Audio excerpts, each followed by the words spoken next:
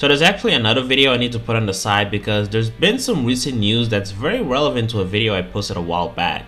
Basically, it's possible I might have been correct about my prediction of CyberConnect 2 working on a new Naruto game. I'm still waiting for an official revelation in order for me to concretely say that I told you so, but honestly, if Senju in Japan confirms it, it's basically official at this point. But still, things can change, projects can be dropped, and I think it's best to wait for now. What I do want to address is some of the new clues I've spotted, because I feel like some people might still be skeptical since at the end of the day, this is just one man spreading a rumor. However, instead of proving to people why Senju Japan is way more credible than you probably think he is, I instead want to break down some of the clues that Senju has dropped over the past few months. During his first video, he mentioned that this game has been in development for about a year, so I can imagine this started development in either 2020 or 2021. Now, with this information, I think we can actually draw a pretty rough estimate of the order of events. So back in October 2019, Hiroshi Matsuyama, during one of the Q&A videos, addressed a request that people had for Storm 4, which was to be released for the Nintendo Switch, to which he responded by stating that it would be best to forward those requests to Bandai Namco. And then, somehow, 2 months later, it was announced that Storm 4 would be coming to the Switch. Now, this is crazy because back then, I didn't think much about the intentions of those Q&A videos, but now I'm wondering if perhaps those were secretly some kind of big brain business tactic, because if that's the case, another video made around the same time was him addressing the possibility of a Storm 5 or a game based on Boruto, to which he gave the exact same response: send those requests to Bandai Namco. This wasn't the only time. May 2021, Matsuyama was discussing the idea of designing a different spin on the Ultimate Ninja games, interrupted himself while he was talking and concluded the video by saying, send those requests to Bandai Namco. Listen, these are not off-the-cuff interviews, these aren't off-guard moments of weaknesses, this is literally their official channel. It's a bit of a stretch, but you can't help but wonder if perhaps Matsuyama was trying to achieve or communicate something with those videos. You never know.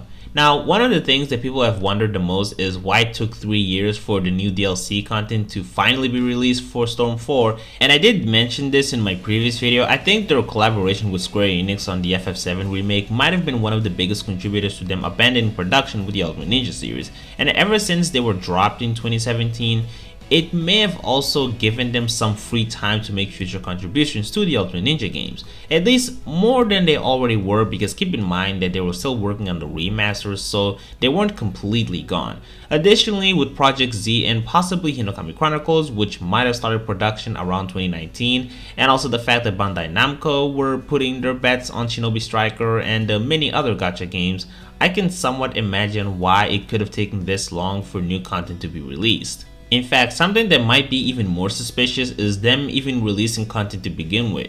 In fact, 2020 felt like a year where Bandai seemed to be pushing Storm 4 to the front line in ways that didn't seem to make much sense. One of the most disappointing events that occurred during Jump Festa 21 was when Storm 4 was scheduled to be showcased during the section for Naruto games, and yet despite Shinobi Striker, Ninja Tribes, and Voltage all having new content announced, Storm 4 had nothing. It was literally just them promoting DLC content that was already released months ago.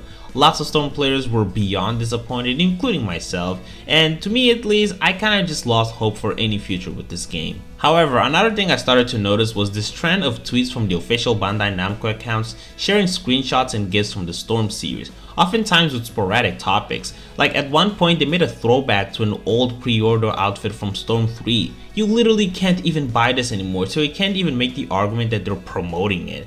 This started happening sometime around late 2020, continue on throughout 2021, which to me at least showed that Bandai were clearly aware of how popular the Ultimate Ninja IP was. However, now I look back and I wonder if perhaps all this time this was Bandai keeping the IP on people's radars, because if what Senju said about the Momoshiki DLC being a segue to a new generation is to be believed, then I actually think that this new Naruto game might have at least started collecting the ingredients for its eventual production at around late 2020. Now, another thing Senju brought attention to was the 3 trademarks that Bandai filed back in 2015 for Naruto Mate Braves, Naruto Mate Blazing, and Naruto Mate Wars. Now, trademarks don't necessarily mean too much by themselves, and given how old they are, this wouldn't really be something that's really worth lingering on. But of course, if Senju is bringing attention to them, then it clearly means something. Now, Blazing, roughly a year later, also had a new trademark filed for Ultimate Ninja Blazing, which would later learn was in service for the mobile game of the same name that would later be released. This never really happened with Braves and Wars, so it could be that one of them, or both, might end up being used in the future for this potentially upcoming Naruto game. Now, these trademarks were filed many years ago. Storm 4 literally hadn't even been released back then, so it does make me wonder what was the original purpose for Wars and Braves.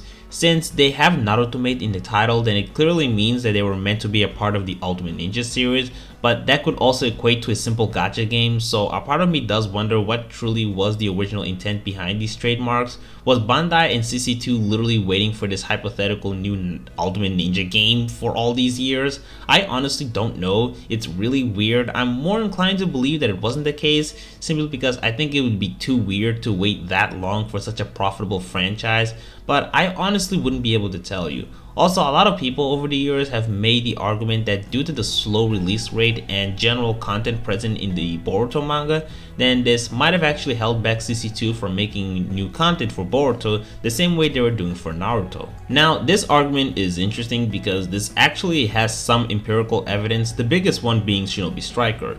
This is a game that has been around since 2018, and despite 4 years, there really hasn't been that many DLC content that's based on Boruto.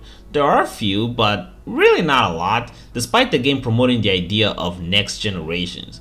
When I first saw Six Paths characters being announced 2 years after the game's original release, like it's an exciting reveal, all I could think was, dude, it's been half a decade since both Naruto and Sasuke gained Six Paths chakra. And granted, this isn't even really a bad thing. It's good that they still have content to release, and regardless of how old or new the material is, it's still exciting content to anticipate. It makes the game better.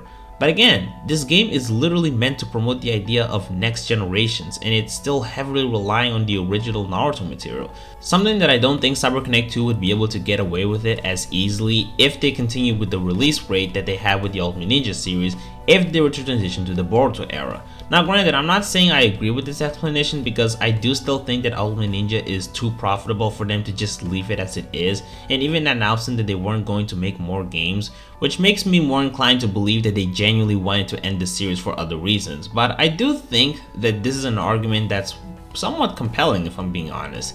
Another thing I want to highlight is a tweet from back in January. Senju shared 5 games that he claimed are the ones he's the most excited for, with 3 of them having their names completely hidden. Now, here are 3 things he confirmed. One of them was that the open world slots didn't account for spaces, so we don't have to worry about that.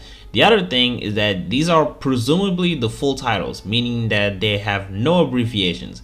Now, this to me was very tough because if they're really meant to be full titles, then it would be very difficult to accurately predict that either of those 3 games was referring to Naruto or Boruto, especially if they're meant to be a part of the Ultimate Ninja series, because those games tend to have pretty long titles. None of them would be able to fill any of those blank titles.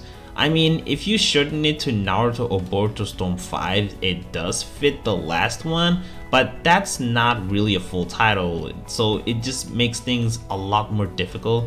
It basically amounts to 2 possibilities. Either none of those games were referring to Naruto, or this is a completely new title. 2 possibilities that I just would not be able to decipher, which is why I eventually gave up on trying to guess. However, with Senju now revealing that it's a new Storm-like game and also making it very clear in many instances that this is by far the game he's the most excited to come out, I think it's safe to say that one of these were likely referring to the new Naruto game, especially the last one if this is intended to be a countdown order. Now, when taking into account the trademarks mentioned earlier, then there are 2 possible titles: Naruto Braves, Boruto Braves, or Ultimate Wars. I can actually imagine this game being called Naruto to Boruto Ultimate Wars for the English version.